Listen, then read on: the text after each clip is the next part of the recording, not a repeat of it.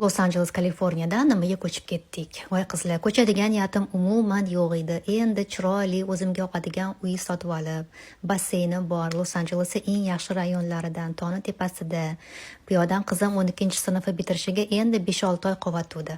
Keyin ota-onam, ukam, kelinim, jiyanim hammasi Los-Anjeles. Bir kuni erim kelib, "Sen bilan gaplashadigan gapim bor. Kafega borib gaplashaylik" dedilar. Kafega borsam, Kaliforniyadan 4-5 yilga ko'chishimizga rozi bo'lgan. Kontrakt bo'yicha ketishimiz kerak. Ham ishimga, ham karyeramga yaxshi bo'ladi dedilar.